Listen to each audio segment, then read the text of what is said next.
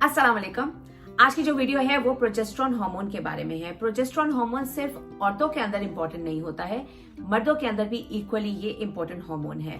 इसकी कमी की वजह से आदमियों के अंदर भी बहुत सारे मसाइल आते हैं और औरतों के अंदर भी बहुत सारे मसाइल आते हैं जो सिर्फ फर्टिलिटी से रिलेटेड नहीं है, बाकी भी बहुत सारी चीजों से रिलेटेड है। खासतौर पे थायराइड के प्रॉब्लम्स आते हैं।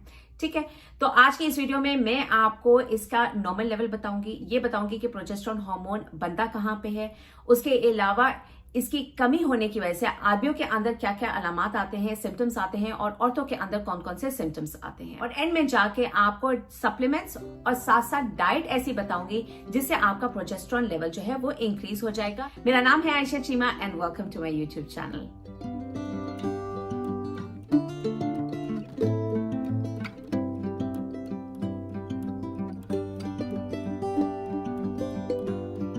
क्वेश्चन आ जाता है कि इसके नॉर्मल लेवल्स क्या होते हैं। तो अगर आप पीरियड्स के फर्स्ट हिस्से में अगर आप प्रोजेस्टेरोन लेवल्स अपने चेक करवाती हैं तो वो 0.1 से लेके 0.7 नैनोग्राम पर मिलीलीटर्स होना चाहिए। अगर आप एंड ऑफ पीरियड्स में जाके अपना हार्मोन लेवल चेक करवाती हैं तो ये 2 नैनोग्राम पर मिलीलीटर से लेके 25 नैनोग्राम पर मिलीलीटर्स हो सकता है। सेकंड क्वेश्चन आ जाता है कि ये हार्मोन बनता कहाँ पे है। प्रोजेस्टेरोन हार्मोन आदमियों के अंदर जो है वो टेस्टिस में प्रोड्यूस होता है और औरतों के अंदर ये ओवरीज से बनता है और मेनली ये बनता है कॉर्पस लूटियम से। कॉर्पस लूटियम क्या होता है? कॉर्पस लूटियम वो फॉलिकल होता है जहां से फट के आपका अंडा जो है वो ओव्यूलेशन में निकल जाता है। अब क्वेश्चन आ जाता है कि प्रोजेस्टेरोन हार्मोन का लेवल हमें क्यों इंक्रीज करना चाहिए अगर हमारा कम है। प्रोजेस्टेरोन का लेवल इंप्रूव करने का मतलब यह है कि आप अपने एग की क्वालिटी, अपने अंडे की क्वालिटी जो है उसको इंप्रूव कर रहे हैं। तो जितने भी डाइट और जितनी भी सप्लीमेंट्स हैं वो ना सिर्फ आपके प्रोजेस्टेरोन लेवल को इंप्रूव करेंगे, आपकी एग की क्वालिटी को भी इंप्रूव करेंगे, आपके फॉलिकल साइज को भी इंक्रीज करेंगे। उसके अलावा प्रोजेस्टेरोन हार्मोन का लेवल इंक्रीज होना इसलिए इंपॉर्टेंट है ताकि आपकी एंडोमेट्रियल की लाइनिंग, आपकी जो बच्चेदानी का वॉल है वो इतना थिक हो जाए कि जब अंडा जो है वो फर्टिलाइज हो जाए स्पर्म के साथ तो ये आराम से जाके आपके बच्चेदानी की वॉल के साथ अटैच हो जाए। अगर ये इम्प्लांटेशन प्रॉपर्ली नहीं होगी तो ये अंडा या तो जाया हो जाता है आपके पीरियड्स के साथ या मिसकैरेज के चांसेस जो है वो इंक्रीज हो जाते हैं। इर्रेगुलर पीरियड्स उन केसेस में होते हैं जहां पे प्रोजेस्टेरोन का लेवल कम होता है। प्रोजेस्टेरोन का लेवल कम होने का मतलब ये है कि आपका लूटियल फेज जो है वो कम है। लूटियल फेज जो है आपका नॉर्मल 11 से लेके 14 दिन का होता है, वो ओव्यूलेशन के बाद होता है। ठीक है, अगर आपका लूटियल फेज 9 दिन का है दैट मीन्स आपके अंदर प्रोजेस्टेरोन लेवल्स जो है वो कम हो सकते हैं और आगे जाके आपकी प्रेगनेंसी में प्रॉब्लम्स आएंगे। अब आ जाते हैं सवाल कि क्या क्या अलामात होती हैं। पहले मर्दों से स्टार्ट कर लेते हैं। आदमियों के अंदर अगर प्रोजेस्टेरोन के लेवल्स कम होते हैं तो उनके अंदर प्रॉब्लम्स आती है ईडी की। उसके अलावा मसल लॉस का प्रॉब्लम आता है, मेमोरी लॉस का प्रॉब्लम आता है। बहुत सारा ये सवाल मेरी तरफ आया था कंसल्टेशंस में कि हमारा मेमोरी ऐसा लगता है जैसे फॉग होना शुरू हो गया, हम चीजें भूल जाते हैं। तो मेमोरी लॉस जो है अगर आपके प्रोजेस्टेरोन लेवल्स कम है तो उसकी वजह से मेमोरी लॉस होता है। औरतों में क्या क्या अलामात होती हैं? सबसे पहले तो इरेगुलर पीरियड्स होते हैं। जिनके पीरियड्स रेगुलर नहीं है वो जाके अपना प्रोजेस्टेरोन का टेस्ट जरूर करवाएं। सेकेंडली, ये भी क्वेश्चन बहुत ज्यादा पूछा गया था कि हमें स्पॉटिंग का प्रॉब्लम बहुत ज्यादा हो रहा है। तो अगर आपके लूटियल फेज में ओव्यूलेशन के फौरन बाद आपको स्पॉटिंग होना शुरू हो जाती है, फिर 2 दिन आपके ठीक गुजरते हैं, फिर दोबारा स्पॉटिंग होना शुरू हो जाती है, ऑन एंड ऑफ जो आखिरी 2 हफ्ते रह गए हैं उसमें अगर आपको बहुत ज्यादा स्पॉटिंग हो रही है दैट मीन्स आपके प्रोजेस्टेरोन के लेवल्स जो है वो अच्छे नहीं है। उसके अलावा मिसकैरेज जिनके बहुत ज्यादा होते हैं उनमें भी प्रोजेस्टेरोन लेवल्स जो हैं वो लो होते हैं। उसके अलावा अगर आपके अंदर वेट गेन होना शुरू हो गया है, इसके अलावा हेडेक्स जिनको बहुत ज्यादा होती हैं, अगर आप बहुत ज्यादा एजिटेटेड रहते हैं, आपका मूड जो है वो बहुत ज्यादा ऑफ रहता है, डिप्रेस रहते हैं, एंशियस रहते हैं, तो भी आप जाके प्रोजेस्टेरोन के लेवल्स अपने जरूर टेस्ट करवाएं। और एक जो मैंने शुरू में ही बता दिया था मेन कॉमन प्रॉब्लम होता है वो है थायराइड हार्मोन्स का प्रॉब्लम हो जाता है आदमियों के अंदर भी और औरतों के अंदर भी अगर प्रोजेस्टेरोन के प्रॉब्लम्स आते हैं। अब हम आ जाते हैं कि प्रोजेस्टेरोन लेवल्स को हम कैसे इंप्रूव कर सकते हैं। इसमें मैं आपको सप्लीमेंट्स बताऊंगी और साथ साथ डाइट भी बताऊंगी।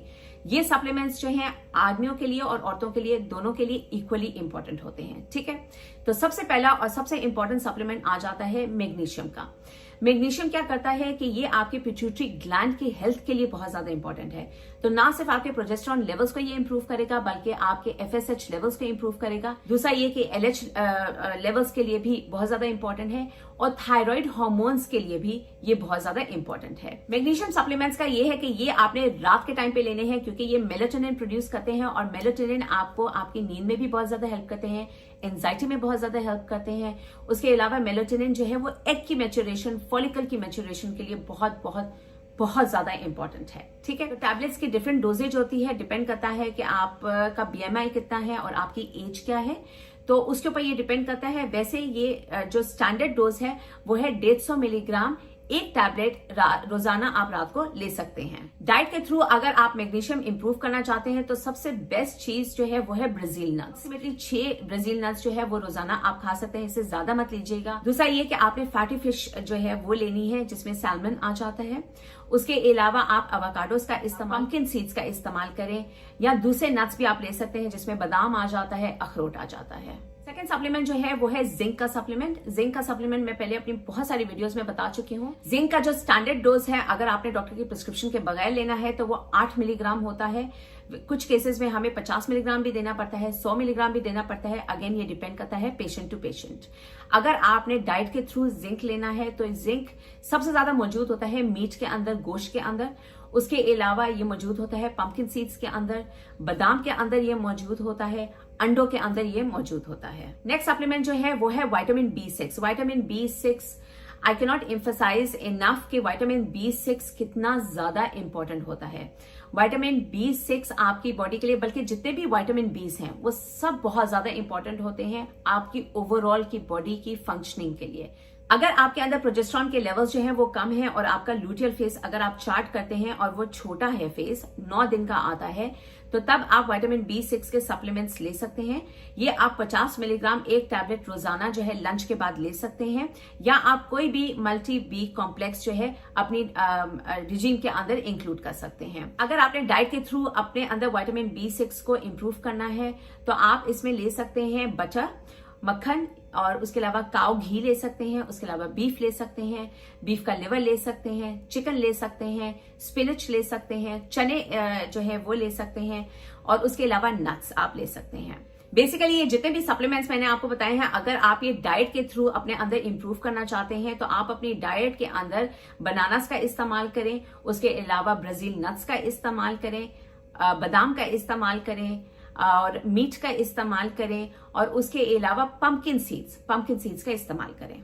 वीडियो खत्म करने से पहले बस एक छोटी सी बात कहना चाहूंगी कि हमारे यहाँ जिंजर टी, अदरक का कहवा और दालचीनी का कहवा बहुत ज्यादा इस्तेमाल किया जाता है। वेट लॉस के लिए भी इस्तेमाल किया जाता है, पीरियड्स, फर्टिलिटी, इन सारी चीजों के लिए इस्तेमाल किया जाता है। क्योंकि कुछ ऐसे केसेस थे जिसमें इस कहवे की वजह से खवातीन के अंदर उनका लूटियल फेस जो था वो छोटा हो गया था और उनका प्रोजेस्टेरॉन का लेवल जो था वो डिक्रीज हो गया था। इसी के साथ हमारी वीडियो हो जाती है खत्म। मेरी अगली वीडियो तक के लिए आप अपना बहुत ज्यादा ख्याल रखिएगा। अल्लाह हाफिज।